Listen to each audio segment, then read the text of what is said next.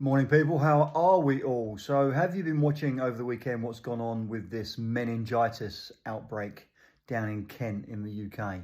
So, it seems that some of the cases that were originally diagnosed, I think they got up to about 35 cases, but 6, 7, 8 of them, it turns out, weren't meningitis anyway. They misdiagnosed it.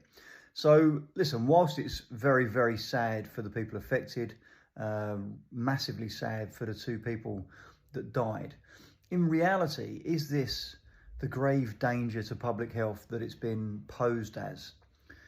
We get in the region of about 380 to 400 cases of meningitis every single year anyway, year in, year out. And those figures don't really deviate. If you go back over the last 10, 15 years, it's been between about 350 and 400 almost every year.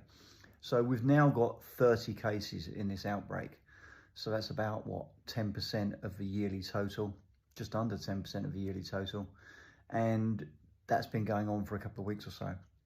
So in reality, it's not that big a deal. Of course, it's a big deal for the people affected, and I offer all my sympathies to those, particularly to the families of the two people who died, which is awful. But the scaremongering that's gone on around this and the sort of terrifying nature of what they've been alluding to, thousands of people queuing to get vaccinated, etc., just makes me wonder a little bit. So I put a video on about the other day about the fact that back in October and November of 2025, there was a pandemic preparedness exercise called Operation Pegasus.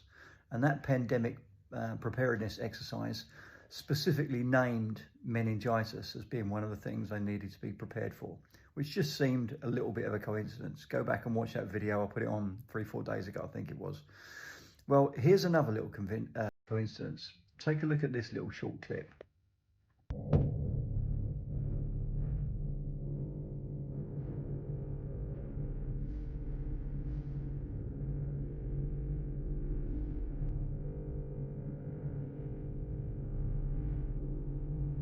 Interesting, eh? Did you see what it was? So that is being shared on social media as a government tender from the government tender website. It went out in early September of last year, 2025. And what basically the government was asking was for people to put in tenders to provide a vaccine to become part of the vaccine schedule, specifically for meningitis B strain, which is exactly the one that has hit down in Kent. So I don't want to belittle these things. I don't want to jump headfirst into conspiracy land. But you've got a tender put out to provide a new vaccine, or for that vaccine to become part of the vaccine schedule given to kids for meningitis B strain in September. In October and November, you've got a pandemic preparedness exercise across 3 different dates, which specifically names meningitis and meningitis B.